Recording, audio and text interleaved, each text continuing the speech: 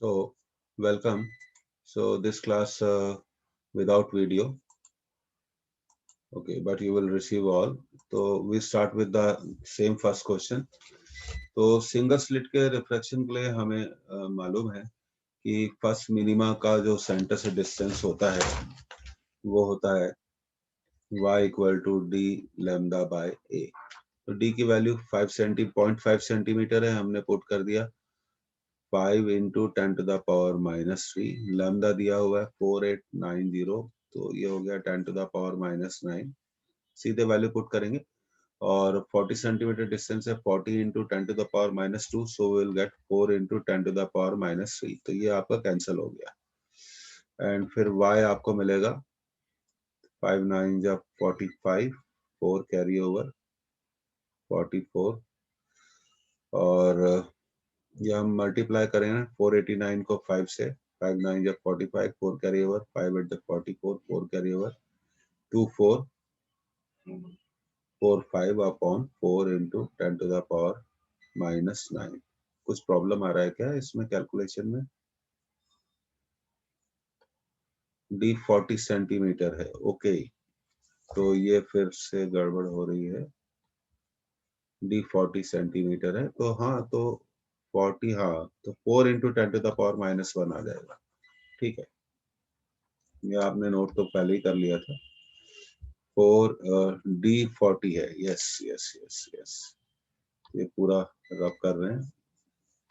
Okay, y equal to D lambda by A 40 centimetre, तो ये हो जाएगा 4 इंटू 10⁻⁻1, 489 इंटू 10⁻⁻1, और फिर स्लिट विड्थ हमारे को दी हुई है 0.5 सेंटीमीटर, तो 0.5 इंटू 10⁻², तो 5 इंटू 10⁻⁻3, तो ये 10⁻⁻9 आ गया। ठीक है, अब हम 4 इंटू 489 अपॉन 5 ऐसे एडजस्ट कर लेते हैं इसको, और 10⁻⁻6, 10⁻⁻7।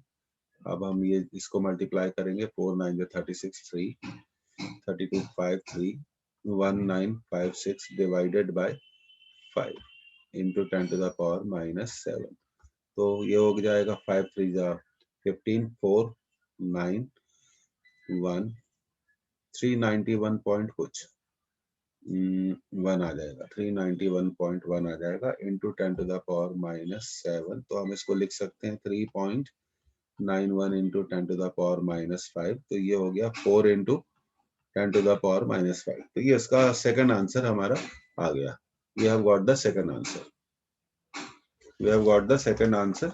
अब चलिए टाइम वेस्ट नहीं करते, हम अगले क्वेश्चन पे आते हैं। तो बस मेन कंसेप्ट आपको याद रखनी चाहिए कि फर्स्ट मिनिमा का सेंटर से डिस्टेंस कितना होता है, डी लैम्डा बाय ए। चलिए आगे बढ़ते हैं अगले क्वेश्चन की तरफ। तो कैलकुलेशन करना सीखिए, 1 मिनट का टाइम होता है हमारे पास, उसी में हमें सब सारी चीजों को मैनेज करना पड़ता है। अब second question, angular width of central maxima is pi by 2 when a slit of width A is illuminated by light of wavelength how much 7000 angstrom. तो हमसे स्लिट विड्थ पूछिए। अब देखिए, सबसे पहली चीज हम ये जानते हैं कि angular width of central maxima कितनी होती है। ये फॉर्मूला हमें याद रखना चाहिए, angular width of central maxima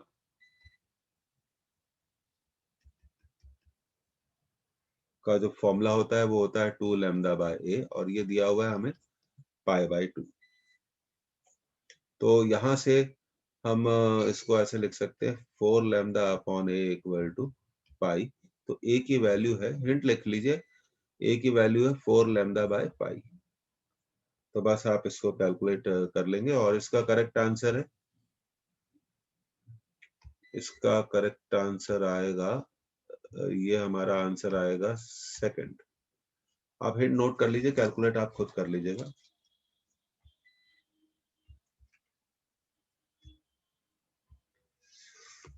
okay, are you done with this? तो हम अगले क्वेश्चन की तरफ।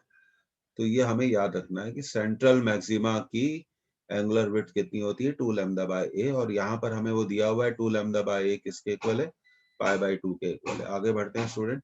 तो मैं आपको सिर्फ हिंट प्रोवाइड करूंगा, आप कैलकुलेशन कर लीजिए, मैं आपको आंसर भी नोटिफाई करता चलूंगा।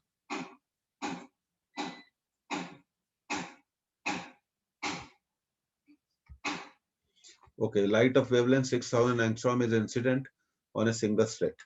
The first minimum of the diffraction pattern is obtained at 4 mm from the center. The screen is at a distance 2 meter from the slit. The slit width will be. तो देखिए first minima के बारे में कहा गया है। तो first minima का जो डिस्टेंस होता है हम जानते हैं डी लैम्डा बाय ए। तो हमसे ए पूछा है, तो ए हो गया डी लैम्डा बाय वाई। अब डी को हम रखें 2 मीटर, लैम्डा 6000 एंगस्ट्रॉम, तो ये 6 इंटू 10 टू द पावर -7 आ जाएगा। और y दिया हुआ 4 mm, तो 4 mm को हमने पुट कर दिया 4 इंटू 10 टू द पावर -3। तो ये इस क्वेश्चन का हिंट है, तो आप इसको कैलकुलेट कर सकते हैं। क्योंकि पावर इलेक्ट्रिसिटी पावर प्रॉब्लम है, इसलिए मैं चाहता हूं कि आप इसे स्क्रीनशॉट लें और इसे फटाफट नोट कर लें। ये क्वेश्चन नंबर 3 है इस क्लास का।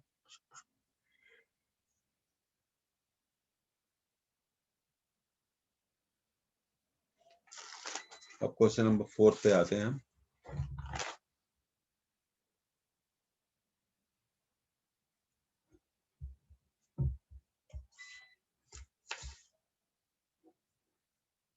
कैलकुलेट कर लीजिएगा and get the answer. A plane wave of wavelength 6250 angstrom is incident normally on a slit of width 2 into 10 to the power -2 centimeter. The width of the principal maximum on a screen distant. तो आप अच्छे से जानते हैं कि जो width of central maxima होती है, हिंट लिख लीजिए width of, और सब कैलकुलेट करके देखिएगा। तो y d लैम्डा, तो 2d लैम्डा बाय a, ये इसका हिंट हो गया। और विड्थ पूछिए, d भी दिया हुआ है, d दिया हुआ है आपका 50 centimetre, 50 into 10 to the power -2 metre, lambda 625 into 10 to the power -9, ठीक है। और स्लिट विड्थ है दी है 2 इंटू सेंटीमीटर को मीटर में बदलेंगे, तो ये इसकी इनपुट वैल्यूज हो गई। तो आप इसकी इन इनपुट वैल्यूज से, तो ये कितनी बार पूछा गया है विड्थ ऑफ सेंट्रल मैक्सिमा, एक इंपॉर्टेंट क्वेश्चन है। तो come on chat with me, मुझे आगे बढ़ना है और मुझे आप बताते चलिए कि आपने इसे नोट कर लिया है। ये पावर बैकअप पे चल रहा है, तो नोटिफाई जरूर करिए। और टाइम बचाने के लिए आप क्या कर सकते हैं, स्क्रीनशॉट ले सकते हैं, बाद में नोट कर लेना, क्योंकि यहाँ पावर प्रॉब्लम जा रहा है, तो थोड़ा कोऑपरेट करिए। अगला क्वेश्चन, हमें क्वेश्चंस करने हैं ज्यादा ज्यादा। देखिए, the distance between first and the six minima in the diffraction pattern of a single slit is 0.5 mm. The screen is 0.5 meter away from the slit. If the wavelength of light used is 5000 angstrom, the slit width will be. अब देखिए हमसे पूछा गया sixth minima होगा 6 lambda D bye ए, और first minima का distance होगा 1 lambda D bye ए, और डिस्टेंस उनके बीच में डिस्टेंस कितना होगा, हिंट लिख लीजिए y6 माइनस y1, तो आ जाएगा 5 लैम्डा डी बाय ए। और ये डिस्टेंस दिया हुआ 0.5 mm, तो 0.5 इंटू 10 टू द पावर -3 लिख दिया। और लैम्डा भी गिवन है, देखिए एंगस्ट्रॉम को मीटर में बदलना मत भूलिए। स्क्रीन का डिस्टेंस भी मालूम है आपको कितना, 0.5 मीटर। लैम्डा है आपका 6000, sorry 5000 into 10 to the power -10। और स्लिट विड्थ पूछी है, तो ए निकालना पड़ेगा आपको। इस क्वेश्चन से आपको क्या निकालना पड़ेगा, ए निकालना पड़ेगा। इसको नोट कर लीजिए और बताते चलिए कि आपने इसे नोट कर लिया है, क्योंकि we have to bear with the electric problem. Anyhow हमें ये सारे क्वेश्चंस करने हैं। अब आपने देखा कि कितना सिंपल है डिफ्रैक्शन को सॉल्व करना। कुछ बेसिक चीजें याद रखने हैं तो डिफ्रैक्शन के सारे क्वेश्चंस हम क्या कर सकते हैं, सॉल्व कर सकते हैं।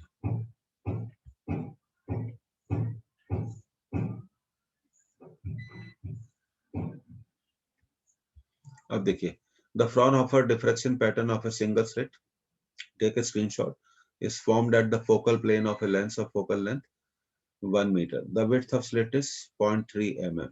ठीक है, 0.3 into 10 to the power -3 metre, और d इक्वल टू f होगा, मैं आपको बता चुका हूँ, और ये हो गया 1 मीटर।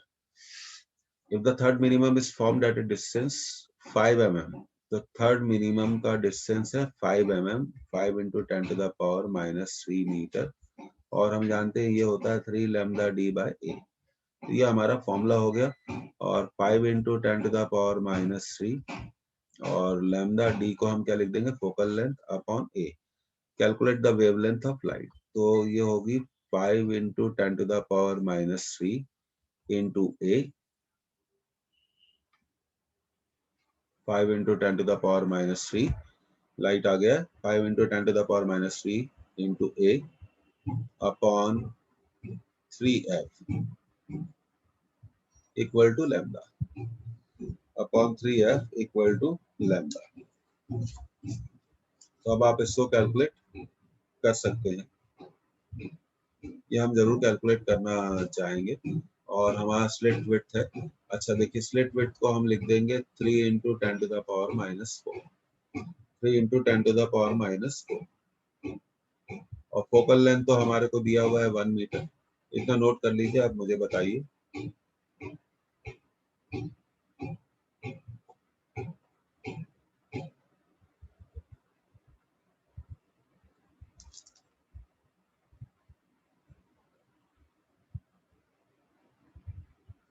ये बहुत अच्छा क्वेश्चन है, आप इसका कैलकुलेशन देखिएगा, आप बहुत ही अच्छा कैलकुलेशन है।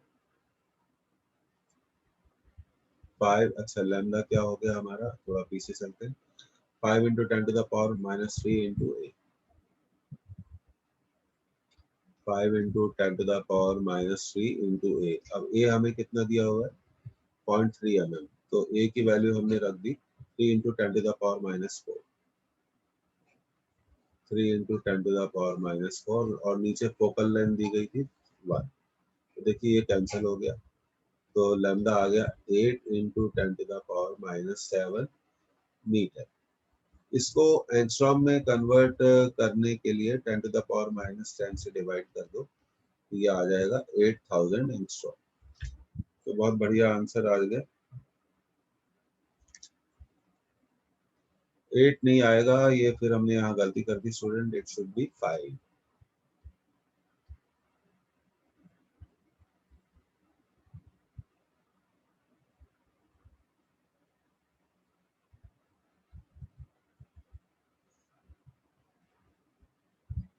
सो 5000 एंगस्ट्रॉम, आपने देखा कितना अच्छा डेटा दिया हुआ है, और हमने उसे कितनी आसानी से क्या कर लिया, कैलकुलेट कर लिया।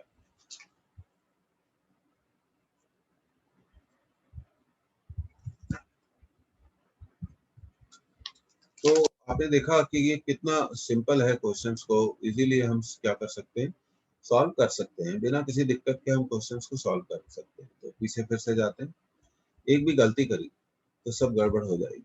और हमें ये कहा गया थर्ड मिनिमा, और थर्ड मिनिमा का सेंटर से डिस्टेंस होता है 3 लैम्डा d by a।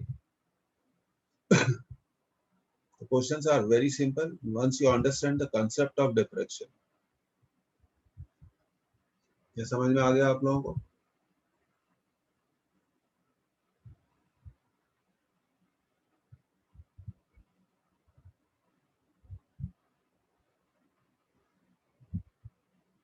कितना सिंपल है। अगर डिफ्रैक्शन का क्वेश्चन आता है टेस्ट में, एग्जाम में, तो आप हर हालत में आपको उसको करके आना है। अब देखिए, a slit of width of A is illuminated by monochromatic light of wavelength 650 nanometer at normal incidence. Calculate the value of A slit width. The first minimum falls at an angle of diffraction of 30 degree. तो देखिए A sin theta is lambda for first minimum,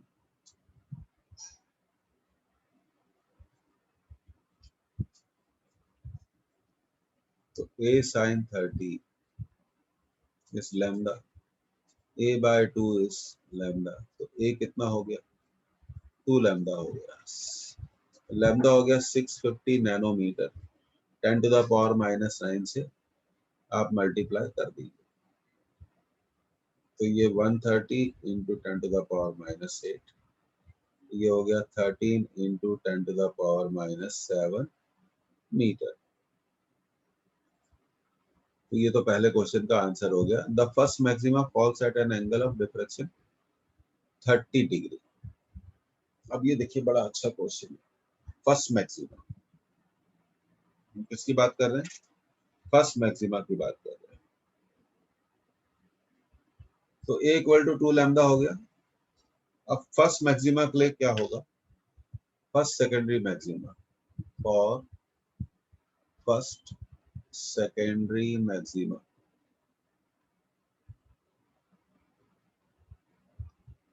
इस point को note करिएगा, a sin theta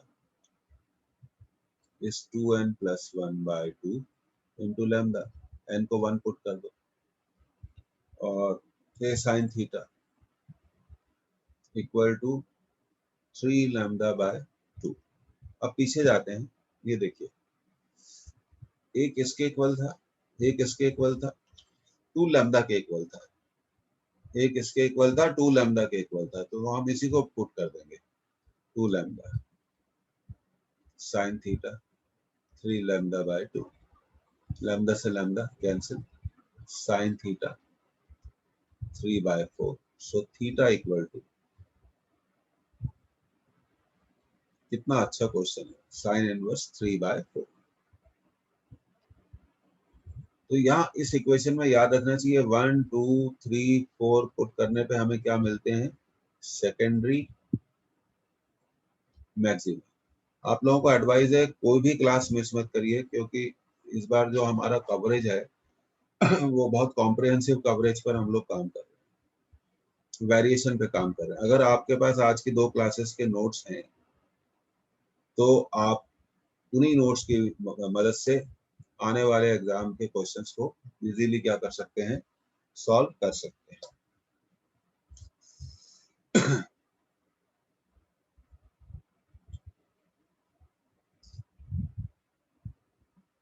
ये question आपको समझ में आ गया। नैनोमीटर को आपको किसमें बदलना पड़ेगा, मीटर में, 10 टू द पावर -9 से मल्टीप्लाई कर दीजिए, तो नैनोमीटर किसमें बदल जाएगा, मीटर में। तो इसका सेकंड पार्ट तो बहुत ही बढ़िया था, उसमें हमने a इक्वल टू 2 लैम्डा, देखिए यहाँ पर हमने a equal to 2 lambda use कर दिया, तो बस फिर साइन थीटा आ गया हमारा आंसर है। डिफ्रेक्शन एंगल होगा फर्स्ट सेकेंडरी मैक्सिमा के लिए, डिफ्रेक्शन एंगल कितना होगा, साइन इनवर्स 3/4। अब देखिए, red light of wavelength 6500 angstrom from a distant source falls on a slit 0.5 mm wide. What is the distance between the first 2 dark bands on each side of the central bright of the diffraction pattern observed on a screen placed at 1.8 mm? तो अगर आपको याद होगा जब हमारा central maxima बनता है, एक minute, when we talk about the central maxima, ये देखिए मैंने आपको बताया था ये सेंट्रल मैक्सिमा बनता है, तो यहाँ पर बनेगा हमारा minima,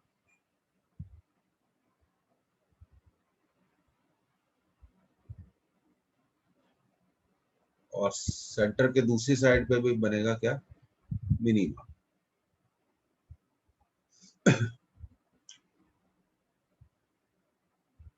what is the distance between first 2 dark bands on each side, ये पहला डार्क बैंड है इधर और ये दूसरा डार्क बैंड है, इन दोनों के बीच में डिस्टेंस क्या होगा, डेफिनेटली हमारा आंसर है डिस्टेंस बिटवीन डार्क बैंड्स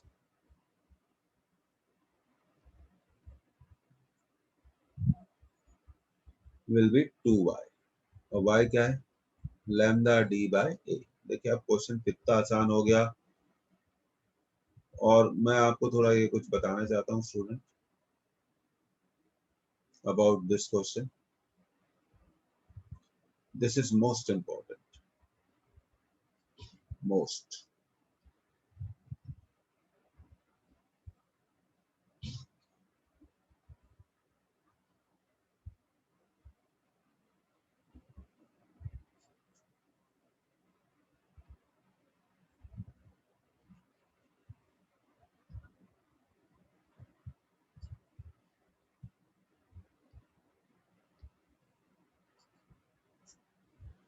ये आपके प्रीवियस ईयर नीट के पेपर से लिया गया है। तो ये सेंट्रल मैक्सिमा बन गया। ये फर्स्ट मिनिमा इस साइड बनेगा और ये फर्स्ट मिनिमा इस साइड बनेगा। तो दोनों साइड बनने वाले मिनिमा के बीच में डिस्टेंस कितना होगा, 2y। अब आप इसको कैलकुलेट कर सकते हो। लैम्डा तो दिया हुआ है हमें, कितना दिया हुआ है, लैम्डा हमें दिया हुआ है 6500 एंगस्ट्रॉम। और स्लिट विड्थ दी हुई है 0.5 mm। और स्क्रीन का डिस्टेंस दिया हुआ है 1.8 मीटर। इसको कैलकुलेट जरूर करेंगे हम लोग।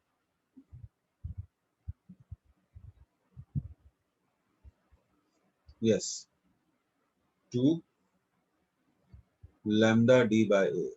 ओके, लैम्डा डी बाय ए। अब लैम्डा की वैल्यू पुट कर दें 6500। ये हो गया 65 इंटू 10⁻⁻8। डिस्टेंस 1.8 और स्लिट विड्थ है आपकी 0.5 mm। हम इसको लिख सकते हैं 5 इंटू 10⁻⁻4 मीटर। तो ये देखिए ये हो गया 130 डिवाइडेड बाय 5 इंटू, एक मिनट,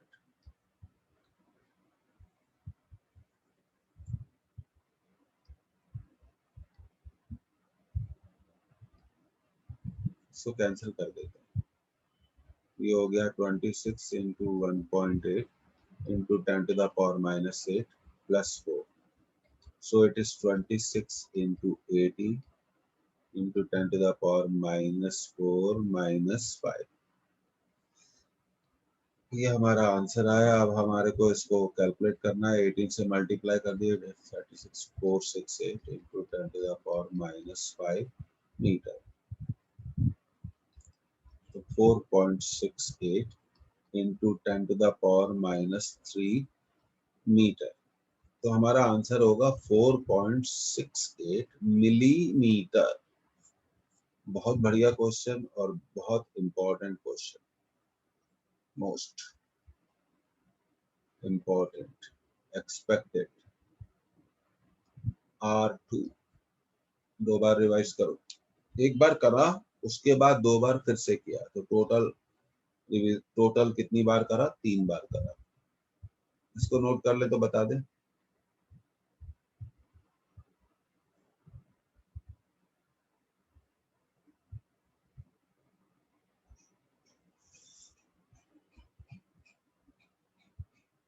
बहुत बढ़िया क्वेश्चन। देखा डिफ्रैक्शन आपने कितना आसान है। बस ये आपसे बनना चाहिए, हर हालत में आपसे बनना चाहिए। अपकमिंग एग्जामिनेशन में एक भी क्वेश्चन नहीं छूटना चाहिए। फिर बाद में हम पोलराइजेशन भी अगले वीक में खत्म कर देंगे, तो हमारा ऑप्टिक्स, रे ऑप्टिक्स, वे ऑप्टिक्स दोनों खत्म हो जाएगा। Motion in 1 dimension, motion in 2 dimension, dimension analysis, application of dimension, error analysis, Newton's law of motion, friction, work, power, energy, conservation of momentum and gravitation. हम तेजी से कवरेज की तरफ आगे बढ़ रहे हैं, आपका सपोर्ट चाहिए। ये देखिए, this is the question came in 2015। 2015 में पेपर 2 बार हुआ था। पहली बार पेपर आउट हो गया था, तो दोबारा इन्होंने रिपीट करके। तो ये बहुत बढ़िया क्वेश्चन है, आप इसे अच्छे से लिखिए, take your time. At the first minimum adjacent to the central maximum of a single slit diffraction pattern, the phase difference between Huygens wavelet from the edge of slit and the wavelet from the midpoint of the slit। तो एक wavelet जो एक point, slit के एक point से निकल रही है और दूसरी स्लिट के मिडिल पॉइंट से निकल रही है, उनके बीच में फेज डिफरेंस क्या होगा। और मिनिमा बना है। अगर आप डिफ्रैक्शन की थ्योरी टेक्स्ट बुक से ध्यान से पढ़ेंगे तो वहां आपको पहला जो थ्योरेटिकल कंसेप्ट दिया जाता है कि whenever slit is divided in two equal parts we obtain a minimum। फिर अगले मिनिमा के लिए स्लिट को हम 4 इक्वल पार्ट्स में डिवाइड करते हैं। तो ये थोड़ा हमें एक्सपेरिमेंट का ये थ्योरेटिकल कंसेप्ट मालूम होना चाहिए। फिर से जब एक स्लिट को हम 2 पार्ट्स में डिवाइड करते हैं तो फर्स्ट मैक्सिमम मिलता है। 4 पार्ट्स में डिवाइड करते हैं। अब स्टूडेंट ने पूछा सर ऐसा क्यों करते हैं? क्योंकि डिफ्रैक्शन का मतलब है शैडो जोन में जाके वेव्स मिलती हैं और इंटरफेरेंस करती हैं। और डिफ्रैक्शन इंटरफेरेंस करती है तो इंटरफेरेंस के लिए कितनी वेव्स का होना जरूरी है? मिनिमम 2 वेव्स का होना जरूरी है। इसलिए हमने स्लिट को 2 पार्ट में डिवाइड किया और एक पार्ट से हम मानते हैं कि एक वेव निकलती है और दूसरे पार्ट से दूसरी वेव निकलती है। That is the concept behind the division of slit into parts. तो फिर से जब एक स्लिट को हम 2 पार्ट में डिवाइड करते हैं तो फर्स्ट मैक्सिमम मिलता है। जब हम एक स्लिट को 4 पार्ट में डिवाइड करते हैं तो सेकंड मिलता है। 6 पार्ट में डिवाइड करते हैं तो थर्ड मिलता है। 8 पार्ट में डिवाइड करते हैं फोर्थ मैक्सिमम मिलता है। फिफ्थ पार्ट में 8 के बाद 10 पार्ट्स में डिवाइड करते हैं तो फिफ्थ मैक्सिमम मिलता है। तो ये तो बेसिक थ्योरी हमें मालूम होनी चाहिए। आप क्वेश्चन लिख लीजिए अच्छे से और फिर मुझे बताइए कि आपने ऐसे लिख लिया है कि नहीं।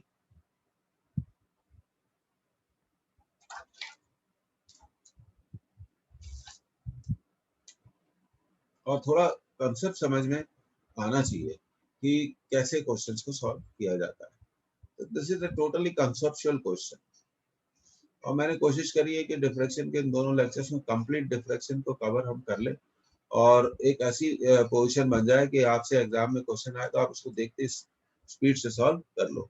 चलिए आगे बढ़ते हैं। ये देखिए पी पर बन रहा है फर्स्ट मिनिमम। तो एक वेव तो एक एस से निकल रही है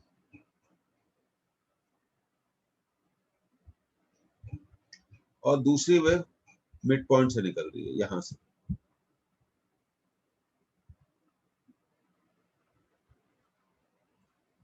अब जानते हैं आप अच्छे से जानते हैं कि जब फर्स्ट मिनिमा बनता है when first minima is formed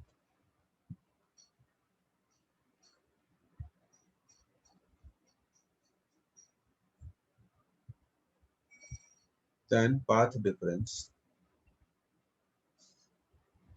ये मैंने आपको पहले लेक्चर में बताया था। Path difference is a sign lambda A sine theta sorry must be lambda. इसलिए मैं ये कह रहा हूं कि ये जो आपकी एक्सट्रीम रेज है एक तो ए से गई पी पर पहुंची और एक बी से गई पी पर पहुंची।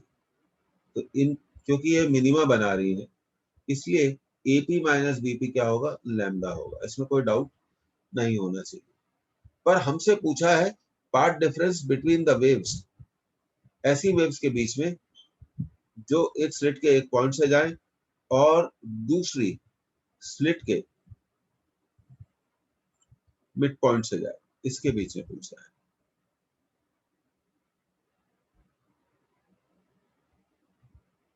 So we are asked the path phase difference between AP and MP। तो AP माइनस MP डेफिनेटली अगर ये इनके बीच में पार्ट डिफरेंस अगर लैम्डा है तो एपी और एमपी के बीच में पार्ट डिफरेंस कितना होगा? लैम्डा बाय 2 होगा। अब पार्ट डिफरेंस तो इस्टेब्लिश हो गया, पार्ट डिफरेंस हो गया लैम्डा बाय 2।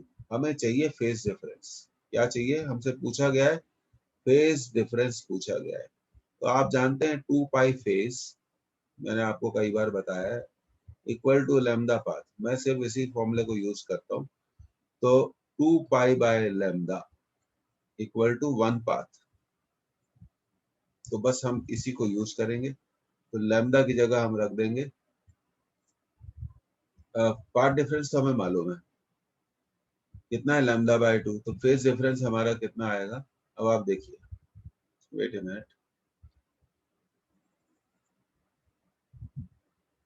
भाई, 1 पाथ में कितना फेज डिफरेंस होता है? 2 पाई बाय लैम्डा। तो लैम्डा बाय 2 पाथ में कितना फेज डिफरेंस होगा, सोचिए। लैम्डा बाय 2 को 2 पाई बाय लैम्डा से मल्टीप्लाई कर देना चाहिए, तो हमारा आंसर है पाई। ये कंसेप्ट्स को बहुत क्लियर रखना चाहिए। फेज डिफरेंस और पार्ट डिफरेंस को मजबूत करिए।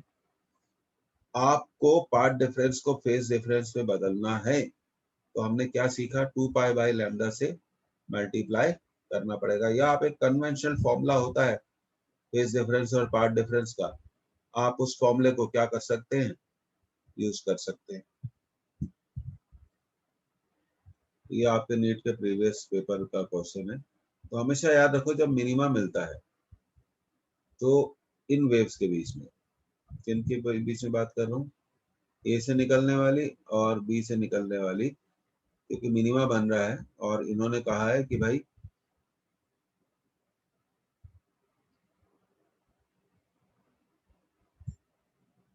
फर्स्ट मिनिमा,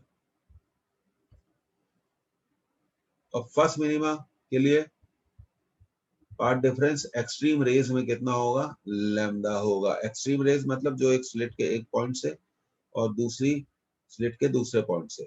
अगर वो बोलते हैं कि सेकंड मिनिमा बन रहा है तो हम इसको 2 लैम्डा बोल देते, क्या बोल देते, 2 लैम्डा बोल देते। अगर वो कहते हैं कि यहाँ पे पी पे थर्ड मिनिमा बन रहा है, तो हम एपी माइनस बीपी को कितना रख देते, 3 लैम्डा। फिर हमें पूछा गया है ऐसी वेव्स के बीच में पार्ट डिफरेंस जो एक एंड से स्टार्ट हो रही है और दूसरी मिड पॉइंट से। अगर ए और बी के बीच में जो वेव्स हैं उनके बीच में पार्ट डिफरेंस है लैम्डा, तो इनके बीच में इसका आधा होगा, बस इतना याद रखना है। अब देखिए एग्जामिनर कितने क्वेश्चन इसमें बना सकता है। देखिए एक क्वेश्चन वो बना सकता है कि स्लिट के एजेस से निकलने वाली लाइट रेस, स्लिट के एजेस से निकलने वाली लाइट रेस पॉइंट पी जो कि स्क्रीन पर है, वहां पर वो फिफ्थ मिनिमा बनाती हैं। तो एपी माइनस बीपी क्या हो गया, 5 लैम्डा हो गया, 5 लैम्डा हो गया। और फिर अगर ये पूछे कि ए और एम से निकलने वाली वेव्स के बीच में पार्ट डिफरेंस कितना होगा, तो आपका जवाब क्या होना चाहिए, 5 लैम्डा बाय 2। अच्छा दूसरी चीज, हम इसको थोड़ा डायरेक्ट कर देते हैं। लैम्डा पाथ कितने फेज के इक्वल होता है, 2 पाई फेज के इक्वल होता है। तो यहाँ डायरेक्टली हम आंसर निकाल सकते हैं। तो just by mugging up the things, your problem will not be solved. You should strengthen your concept. You should do it twice, thrice. तो मैं इसको R3 बोल देता हूँ, 3 टाइम्स रिवीजन। अब क्वेश्चन आप बना सकते हैं। मान लीजिए स्लिट के एजेस से निकलने वाली लाइट रेस स्क्रीन के एक पॉइंट पर 11th मिनिमा बनाती है, तो एजेस से निकलने वाली लाइट रेस के बीच में पार्ट डिफरेंस कितना होगा, 11 लैम्डा होगा। और एक एज से निकलने वाली लाइट रे और एक मिड पॉइंट से निकलने वाली लाइट रेस के बीच में वेवलेंथ पार्ट डिफरेंस कितना होगा, 11 लैम्डा बाय 2। तो जरा क्वेश्चन को आप समझिए, अंडरस्टैंड करिए। नहीं बनता है ये कहना आसान है, पर करने की कोशिश नहीं करते हैं, इसको एक्सेप्ट करना और मानना मुश्किल है। आगे बढ़ते हैं स्टूडेंट। आहा 2016 नीट का क्वेश्चन, बहुत ही बढ़िया question. In a diffraction pattern due to a single slit of width A, the first minimum is observed at an angle 30 degree. ठीक है, A sin theta is lambda, sin 30 is lambda, A by 2 is lambda, तो A equal to हो गया 2 lambda। चलिए आगे बढ़ते हैं।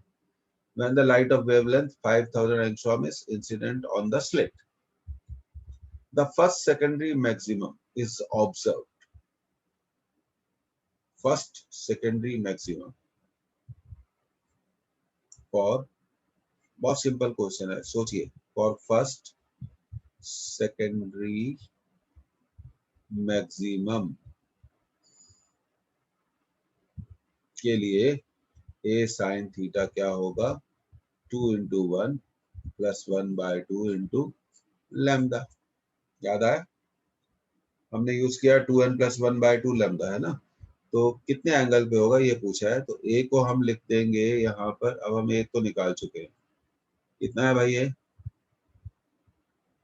2 lambda sine theta, 2 + 1 3, 3 lambda by 2, lambda cancel, तो साइन थीटा किसके इक्वल आएगा 3/4 के इक्वल। तो थीटा क्या होगा साइन इनवर्स 3/4। ये रहा हमारा आंसर। तो sorry, D is the correct answer.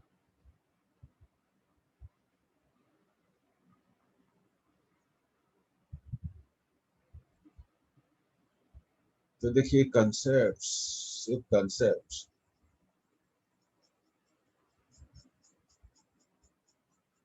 so it is very simple and you can make it more and more simple just by practicing it. मैंने कोशिश करी है कि इन दोनों लेक्चर्स में कंप्लीट थ्योरी और कंप्लीट ऑब्जेक्टिव प्रैक्टिस को प्लान किया था। इसे नोट कर ले तो आप बता दें। अब कोशिश कर सकते हैं, स्टूडेंट को पढ़ना पड़ेगा। अब देखिए हर क्लास में हम कुछ और चीजें भी डिस्कस करेंगे नाउ ऑनवर्ड्स।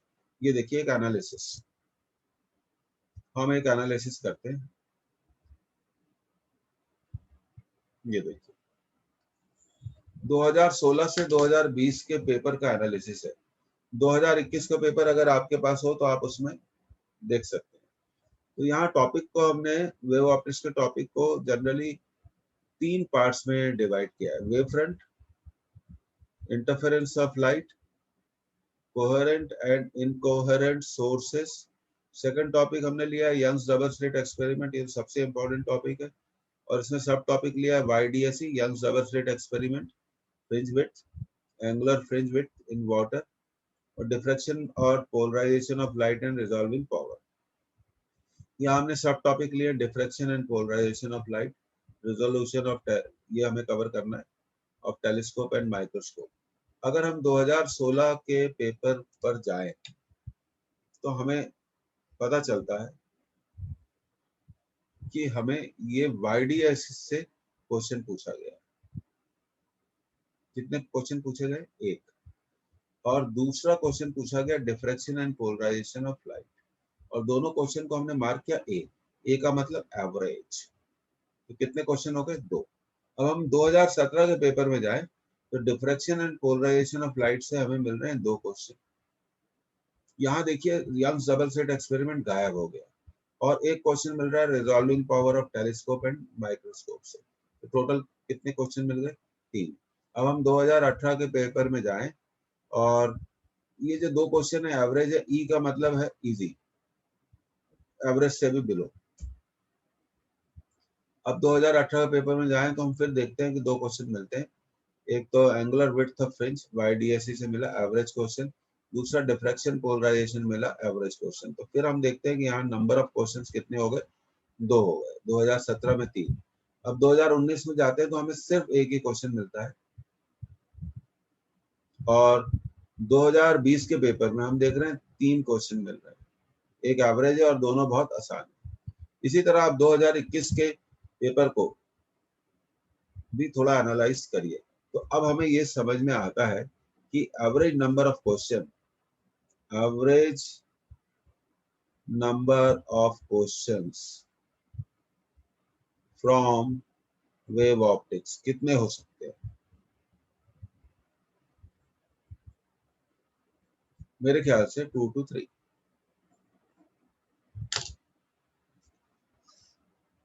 अब जो हमने डिफ्रैक्शन की आज स्टूडेंट क्लासेस कवर करी हैं, तो मुझे लगता है कि अब आप डिफ्रैक्शन में तो क्वेश्चन कर ही लोगे। यंग्स डबल स्लिट एक्सपेरिमेंट में आपके पास अगर मेरे लेक्चर्स हैं, अगर आपने कॉपी बनाई है तो उसको रिवाइज करिए। थोड़ा मेहनत वाला काम है YDSE।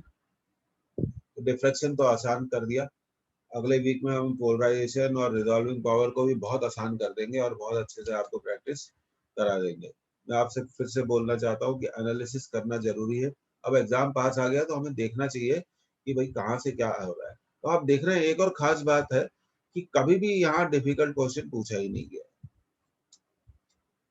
तो मैक्सिमम चांसेस इजी और एवरेज क्वेश्चन के ही है। तो नंबर ऑफ एवरेज क्वेश्चन हम कह सकते हैं कि 2 to 3। थोड़ा साइंटिफिकली पढ़ना चाहिए और क्लास कॉपी यही आपका सबसे इम्पोर्टेंट टूल है, हथियार। पहले आपने अगर क्लास नोटबुक कवर नहीं करी है तो आपने बहुत गलत काम किया है। वर्कशीट तीसरा, कंडक्टेड जितने पेपर्स हुए वहां पेपर्स के ऊपर लिख लो इस पेपर में ये टॉपिक पूछा गया है, उनकी प्रैक्टिस करो। Number 4, previous year questions. सबसे इंपॉर्टेंट है क्लास नोटबुक जो हम लोग क्लास में डिक्टेट करते हैं। और इसके बाद अगर आपको टाइम मिले तो आप देखेंगे आपसे मॉड्यूली के जो क्वेश्चंस हैं वो भी आपसे बनेंगे।